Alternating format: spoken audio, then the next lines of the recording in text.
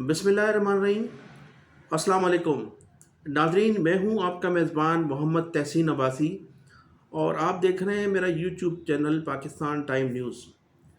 नाज़रीन, साबिक़ हुकूमत के ख़िलाफ़ अदम एतमाद की तहरीक की कामयाबी और उसके बाद नए वज़ीर आज़म की हलबर्दारी, फिर नए वज़ीर आज़म साहब ने 3 मरतबा अपनी, एक मरतबा कैबिनेट की तश्कील दी, उसके बाद 2 या 3 मरतबा उन्होंने अपनी काबीना में तोसी भी दी। फिर उसके बाद हमज़ा शहबाज शरीफ ने भी हलफ बर्दारी की तकरीफ थी, उन्होंने भी हल्फ उठा लिया पंजाब में और वहाँ भी अब काबीना की तश्कील दी जा रही है।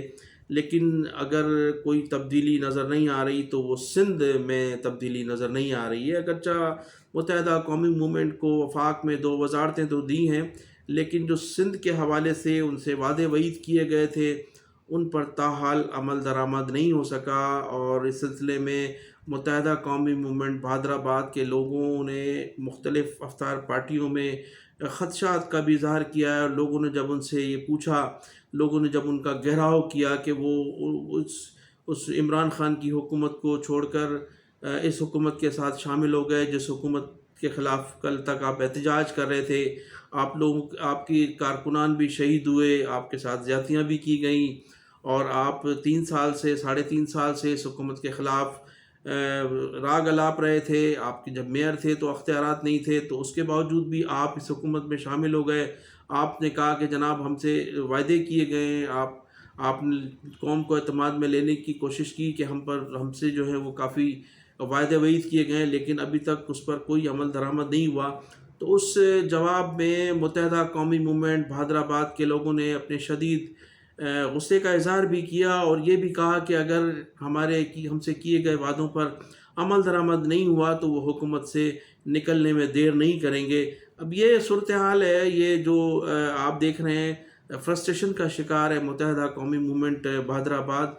एक तरफ तो आवाम में उनसे सवालात किए जा रहे हैं, दूसरी जानिब पीपल्स पार्टी की हुकूमत, चूँकि सिंध में जो वायदे किए थे वो पीपल्स पार्टी की हुकूमत थी और जरदारी साहब ने मन तमाम जो थे वो उनके मुतालबात तस्लीम कर लिए थे। तो अब सूरत हाल ये है कि उन पर कोई अमल दरामद होता हुआ नज़र नहीं आ रहा। अगरचा गवर्नर की सीट भी खाली है और बताया जाता है कि कराची के जो एडमिनिस्ट्रेटर हैं पाकिस्तान पीपल्स पार्टी के, मुर्तज़ा वहाब, उन्होंने भी अपना ऑफिस आना जाना छोड़ दिया है।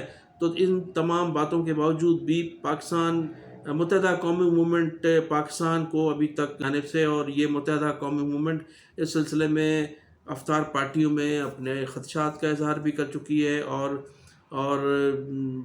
हुकूमत को अल्टीमेटम भी दे चुकी है कि अगर उनके वादों पर अमल दरामद न हुआ तो वो हुकूमत छोड़ने में देर नहीं करेंगे। दूसरी जानिब नाज़रीन, मुत्तहिदा कौमी मूवमेंट 90 ने भी अपनी जो है वो कारकुनों से राब्तों का आगाज़ तेज़ कर दिया है और इस सिलसिले में जो भी इब्तदाई तौर पर जो हमें नज़र आ रहा है, जो हम देख रहे हैं, जिसमें मैं खुद मॉनिटरिंग कर रहा हूँ, तो तमाम पूरी दुनिया के जो मुत्तहिदा कौमी मूवमेंट से ताल्लुक़ रखने वाले हैं या जो हमदर्द हैं उनसे राब्ते हो रहे हैं और कॉर्नर मीटिंग्स हो रही हैं, राब्ता कमेटी के लोग राब्ते कर रहे हैं, मुख्तलिफ जो है वो अपनी ख़यालात का इज़हार कर रहे हैं। ख़ास तौर पर इन दिनों में मुत्तहिदा कौमी मूवमेंट की जो पूरी दुनिया में जो उनकी तंजीम है और जो ख़ास तौर पर अमेरिका में, कनाडा में, पुर्तगाल में और दुनिया के मुख्तलिफ़ ममालिक में जो अहदेदारान हैं, उन्होंने बिलावल भुट्टो ज़रदारी साहब पर जो है अपने तमाम शदीद रद्द अमल का इज़हार किया है। अब बिलावल भुट्टो ज़रदारी साहब चूँकि चंद माह कबल कह रहे थे कि अल्ताफ़ हुसैन पर जो तहरीर और तकरीर की पाबंदी आयद की गई थी वो बिल्कुल गलत थी। उस वक्त हमारी खामोशी जो थी वो मुजरमाना खामोशी थी, उस पर तमाम सियासी जमातों को बोलना चाहिए था। लेकिन जब अब उनसे सवाल किए जाते हैं कि जनाब आप हुकूमत में शामिल हो चुके हैं, क्या इस हुकूमत में और एक अहम ओहदे पर आप वज़ीर ख़ारजा की हैसियत से इस हुकूमत में शामिल हुए हैं, आपकी इस हुकूमत में एक बहुत बड़ा शेयर है, तो आप इस मौके पर मुत्तहिदा कौमी मूवमेंट 90 के जो कायद हैं जनाब अल्ताफ़ हुसैन, उन पर जो आयद पाबंदी है उनका ख़ात्मा करवाने में कोई अपना रोल अदा करेंगे या उनको आज़ादी दी जाएगी, सियासी आज़ादी का उनका जो हक़ बनता है वो उन्हें दिया जाएगा। लेकिन बिलावल भुट्टो ज़रदारी साहब इसका अभी तौर पर मुकम्मल तौर पर जवाब नहीं दे सके और जब भी वो उनसे सवाल किया जाता है تو وہ آدھا جواب دے کر آدھا جواب جو ہے وہ گول کر جاتے ہیں. تو اس حوالے سے پوری دنیا میں شدید رد عمل پایا جاتا ہے. اس حوالے سے متحدہ قومی موومنٹ کے جو ورکران ہیں یا جو ان کے ہمدرد ہیں، چونکہ ان کو پتہ ہے اور سب لوگ اس بات سے واقف ہیں کہ پیپلز پارٹی نے ماضی میں بھی کبھی بھی متحدہ قومی موومنٹ ہو یا مہاجر قومی موومنٹ ہو یا جو مہاجر نام پر سیاست کرنے والے لوگ ہیں ان سے کبھی وفا نہیں کی. آپ اگر تاریخ اٹھا کے دیکھیں تو 1970 سے لے کر آج تک جتنے بھی پیپلز پارٹی کے دور میں ذوالفقار علی بھٹو ہوں یا محترمہ بے نظیر بھٹو ہوں یا بلاول بھٹو زرداری ہوں یا آصف علی زرداری ہوں، تمام ادوار میں وعدے ضرور کیے گئے لیکن ان پر عمل درآمد نہیں ہو سکا.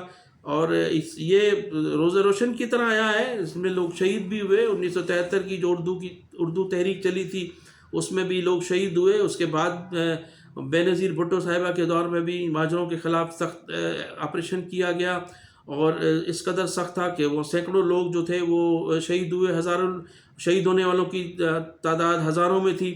تو پیپلز پارٹی نے کبھی بھی وفا نہیں کی. آج بھی جب موجودہ صورتحال میں ایک عمران خان کی حکومت کے خاتمے میں متحدہ قومی موومنٹ بہادر آباد نے جو کردار ادا کیا، اس کے باوجود بھی وہاں ان سے بھی جو ہے وفا ہوتی ہوئی نظر نہیں آ رہی ہے.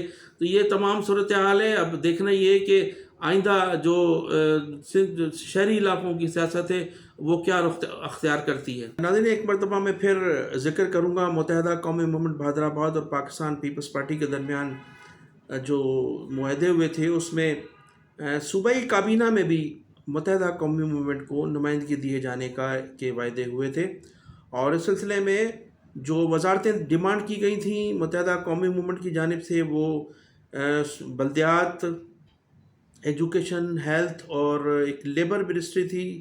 اس کے علاوہ ایک ایڈوائزر کے لیے بھی ان کی ڈیمانڈ تھی. اس پر بھی آصف علی زرداری صاحب نے ان سے وعدہ کیا تھا کہ یہ تمام وزارتیں بھی دی جائیں گی، ایڈوائزر بھی دیے جائیں گے.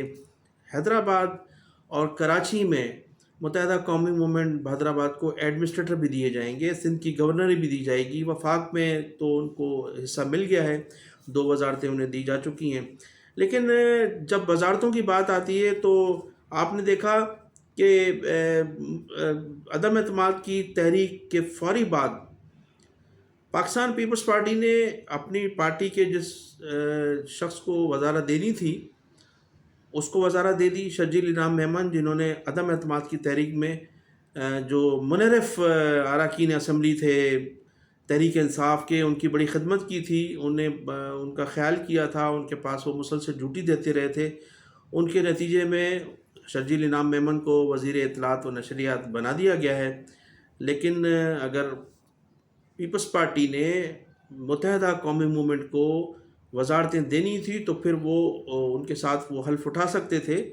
اس میں کوئی زیادہ ٹائم نہیں لگتا. اور جب ایک منسٹر حلف لے سکتا تھا تو دیگر وزراء بھی حلف لے سکتے تھے. لیکن کہا یہ جا رہا ہے کہ جن وزارتوں کے وعدے وعید کیے گئے تھے پاکستان پیپلز پارٹی کی طرف سے، وہ اس سے مبینہ طور پر منحرف ہو گئے.